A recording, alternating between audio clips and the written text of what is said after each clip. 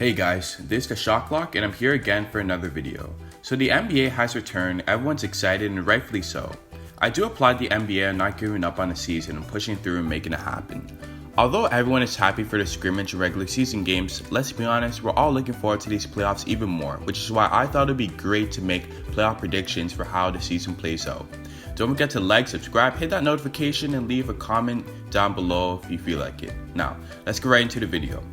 To start off, I'm going to make projections on the actual seeding for the Eastern Conference and the Western Conference. Now for the East, I actually have Philly overtaking the Pacers and finishing 5th and the Pacers dropping down to 6th. I have the Nets dropping to 8 as the Magic take the 7th seed too. So here's what I have for the Western Conference. I have some changes from the 4th to 6th seed as currently the Jazz, Thunder, and Rockets occupy those seeds in that order. I got the Rockets jumping up to the 4th seed and the Jazz dropping to the 6th and the Thunder actually staying at the 5th seed. Lastly, I have Memphis taking the 8th seed, but after the play-in versus the 9th seed, who I believe will be the Pelicans, I think the Pels will beat Memphis twice and claim the 8th seed for the playoffs. Now, let's talk about the first round. First, let's take a look at the Eastern Conference first round matchups. Up first, we have the Bucks versus Nets. There really should be no explanation for this series. The Nets have so many top players out like KD, Kyrie, DeAndre Jordan, Spencer Dinwiddie, who are all out either by injury or coronavirus.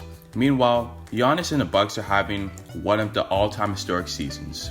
I got the Bucks in 4, a clean sweep. They win by 15 at least each game, kind of like last year when the Bucks faced the Pistons.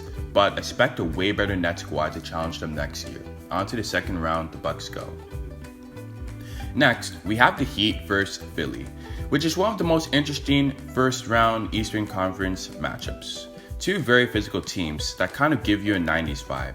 Overall, the Heat have been a better team who have surprised many this season, being at the 4th seed. Philly, who have been a bit disappointed this season, are still in many ways an elite team. Defensively, they're great, but offensively, they need a bit more shooters to really help them space the floor as they've been really struggling in that area. This season, you just don't know what you're going to get from Philly. Sometimes they look like they're the best team in the league, taking down teams like the Lakers and the Clippers at their home, but lose by 20 to the Magic on the road. But at the bubble, there is no home court or away court, so that could be a benefit and kind of a loss to Philly. Honestly, I believe they do have the talent to beat the Heat as their roster on paper is better. You have an all-star in Joel Embiid, an all-star in Ben Simmons, Tobias Harris, and all these guys could prove pivotal to limiting and locking down Bam Adebayo, leaving Jimmy Butler to work hard for his buckets. But you could also make the argument the other way, as Adebayo is one of the best defensive bigs in the league, so he could really trouble that Philly offense too. It could go either way for this series, but going off of what we've seen from Philly this season, it would be wrong to disrespect the Heat like that. This series will be very close as everyone sees this Orlando bubble as a chance to win a chip as some teams are weakened. It will be gritty, back and forth, but I have the Heat winning in 7 games. I believe Butler and Adebayo will bring it home as to more trustable and clutch situations, and together they work way better than Embiid and Simmons. Also, I believe the Heat have a slightly better supporting cast around their stars, with vets like Iguodala, sharpshooters like Duncan Robinson, experienced guys like Goran Dragic to really run that second unit. Now, we have Boston versus the Pacers. This series will also be close, but there is more of a clear favorite, and that is the Boston Celtics. I'm really liking this Celtics squad as their chemistry is there, their talent is there, and they're one of the best Boston squads in years. The Pacers have also played well this season, and they deserve way more credit for their play considering their main man in Oladipo is out. I mean, Oladipo is back to play, but I'm not too sure he is the one we saw versus LeBron in the 2018 playoffs. The Pacers do have a veteran squad with Sabonis, TJ Warren, Brogdon, and I believe the Celtics do have their small ball lineup with Tice at the 5. The Pacers through Turner and Sabonis will take advantage of that. But you also have a key part of the Pacers system in Jeremy Lamb, who's out with a knee injury. It will be a competitive series, but ultimately the Celtics' offense and suffocating defense will be too much as Kemba, Tatum, Hayward, Brown, Tice alongside key bench players in Cantor and Smart will just overwhelm the Pacers.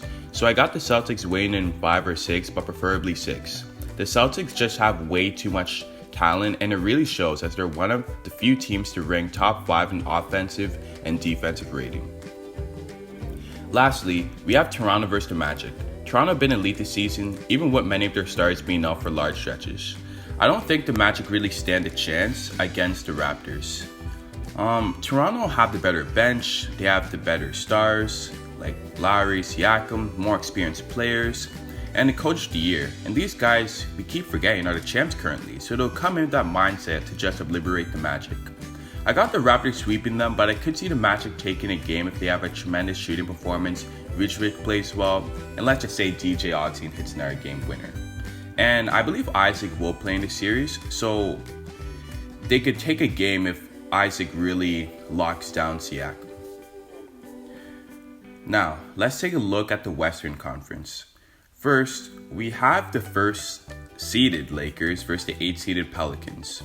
This is one of the most highly anticipated series, at least by the media. LeBron versus Zion, AD facing his former team, and Ingram, Lonzo, and Hart facing the teams that traded them. So we have so many storylines here on the table. Unlike what others think, I actually believe we got a series here, as I think the Pelicans will give the Lakers some trouble, especially with the fact that the Lakers don't have Bradley and then you have Rondo's hand injury, that could cause him to miss the series. I think the Pelicans have a pretty loaded squad with Zion, Lonzo, Ingram, and great experienced players like Drew Holiday and JJ Redick, but the one constant theme surrounding most of the roster is youth.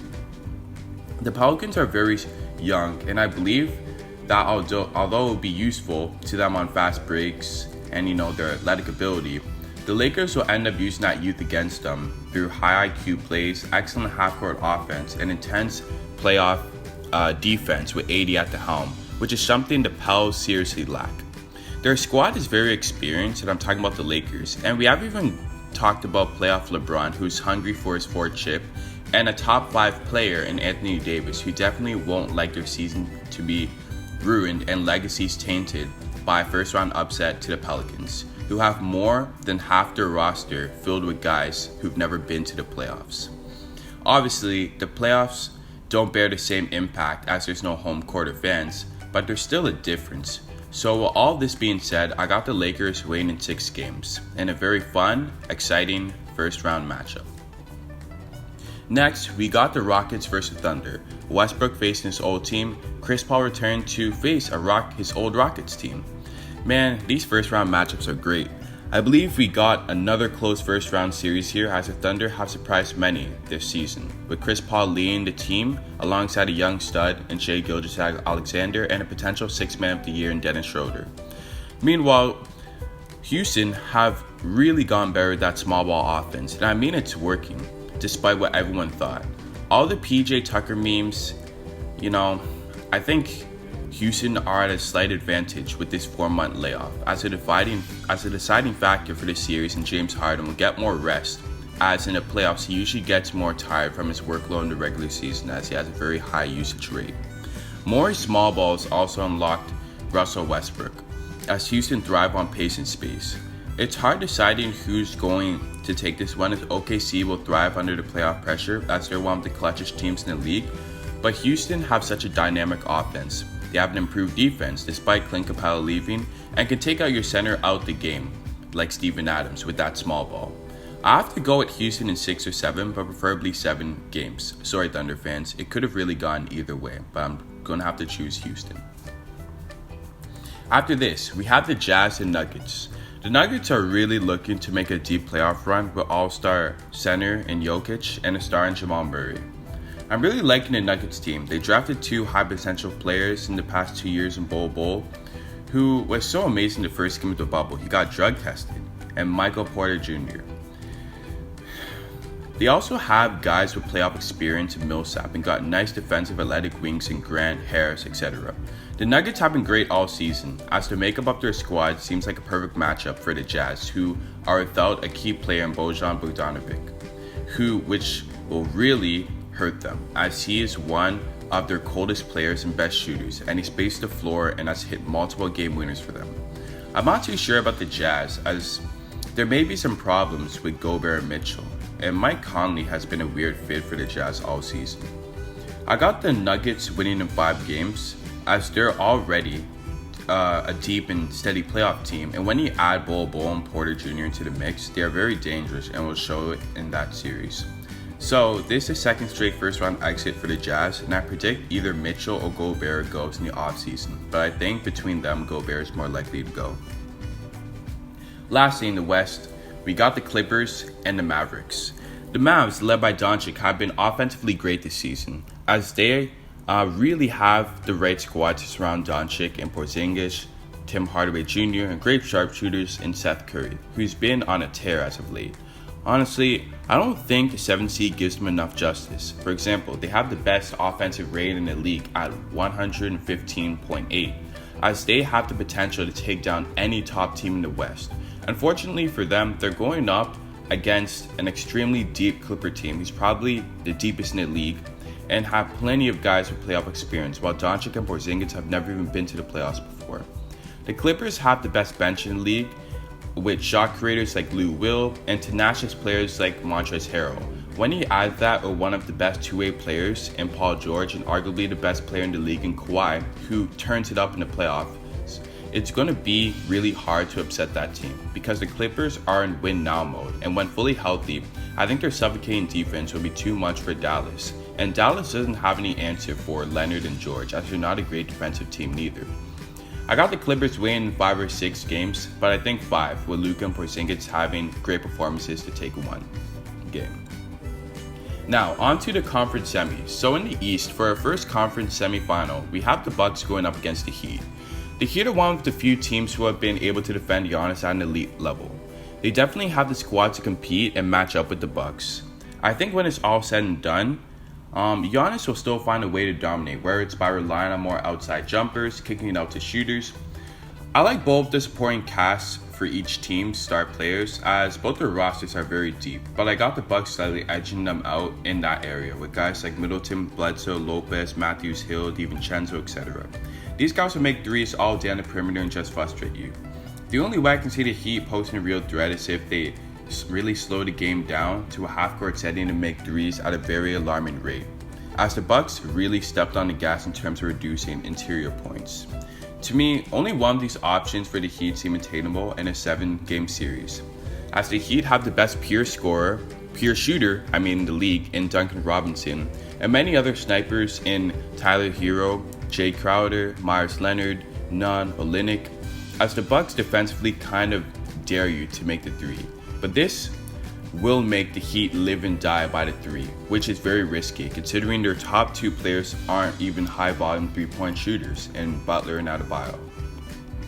Let's face it, the Bucks are on a mission this season, and given what we've seen them do this season and how dominant they've been on both sides of the ball, they could probably win in 5 against Jimmy Butler, Adebayo, and the Heat. But I do believe that this Miami squad is real gritty and tough and will actually take this series to 6 games. Now we got the Raptors and Celtics. This is a tough one, and like many other series, I can honestly see it going either way. These squads are both ran exceptionally. They have great coaches, great leaders, all-stars in Kemba and Tatum, and Lowry and Siakam. This series will be a dogfight, but I got Toronto winning in 7 games, as not only do they have that championship pride and that pedigree, when both teams are healthy, I think Toronto is slightly better. I believe the Raptors definitely have the advantage in the front court, as the Celtics don't really have anyone to guard Siakam, and the Raptors will feast in the paint with Gasol, Siakam, and Ibaka, who are all somewhat versatile scorers in their front court position. Their defensive schemes are great. I think they'll find loads of creative ways to limit Tatum and Kemba. I do realize the Celtics have other shot creators in Hayward and Brown, who can abuse the size mismatches with Van Vliet and Lowry, but you want these guys in a situation where they have to handle the ball more often than not, especially against Lowry and Fred, as they do get a lot of steals. They pick a lot of people's pockets. They draw charges. They're tough. Don't underestimate them due to their size.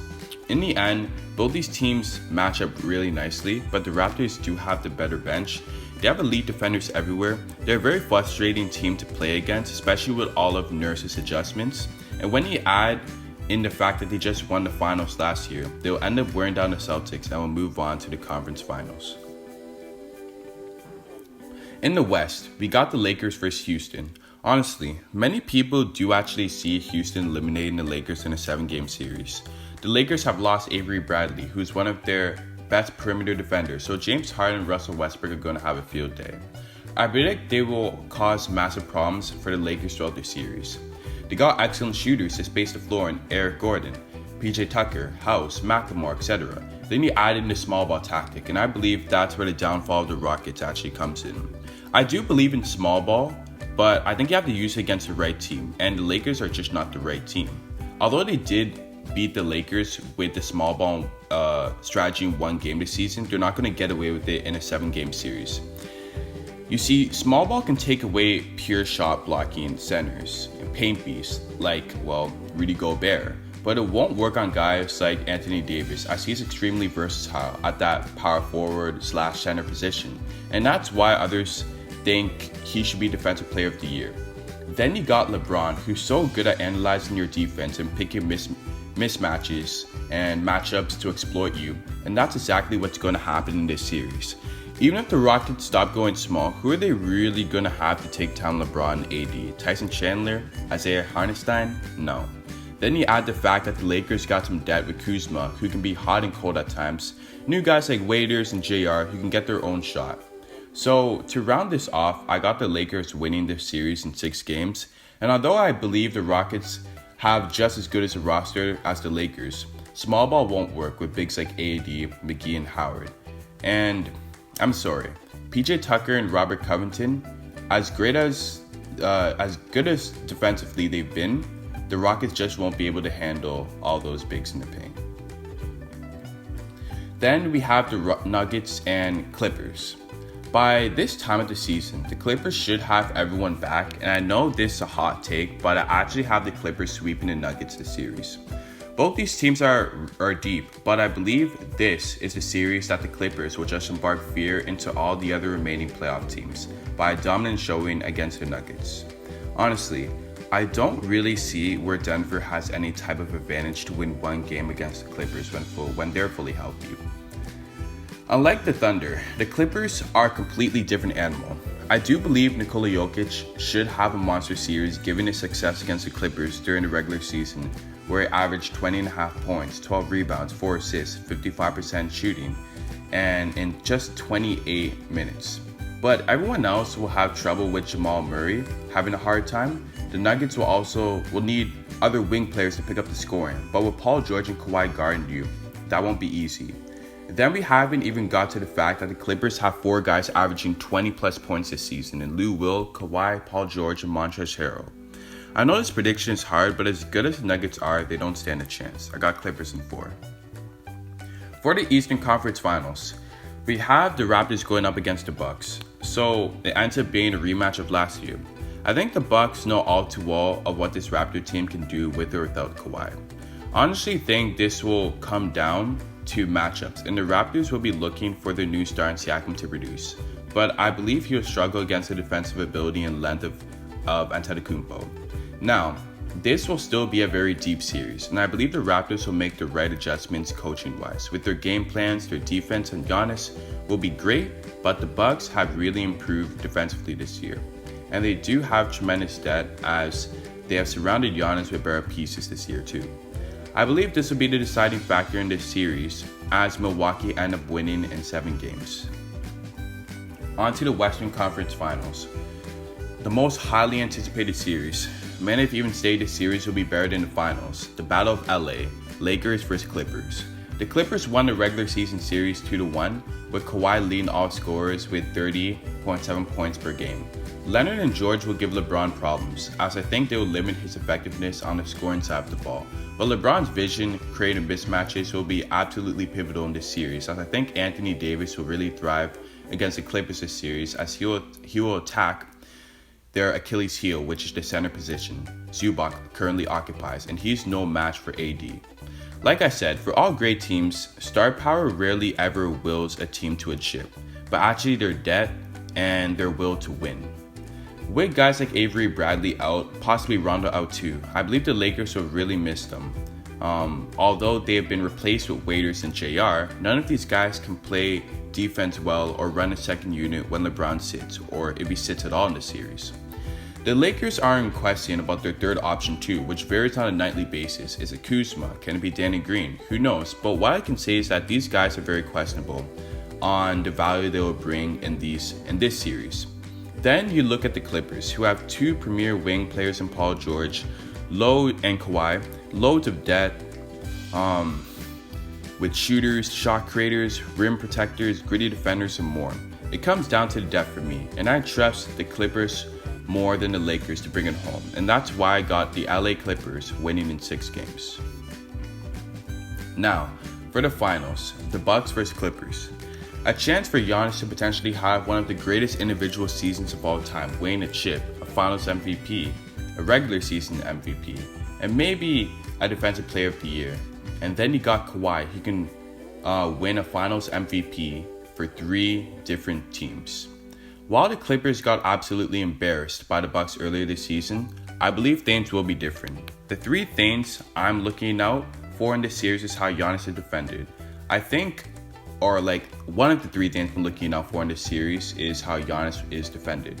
I think Kawhi will step up and defend Giannis and again put him in an uncomfortable position with taking jump shots, which is not really his ideal option. Whereas Kawhi's more versatile on the offensive end, so if you take away the 3, he'll just go to the mid, and he finishes at the rim at a good and consistent rate. The next thing I'm looking out for is how the Clippers handle the Bucks' interior dominance. If Joakim Noah and Zubac somewhat hold it down for the Clippers, I can see the Bucks really struggling. And lastly, I'm going to look at the stars, and you already know the word, the depth. I do believe both these teams can be trusted, but when it comes to their supporting cast, let's take a look at Middleton and Giannis versus Kawhi and Paul George.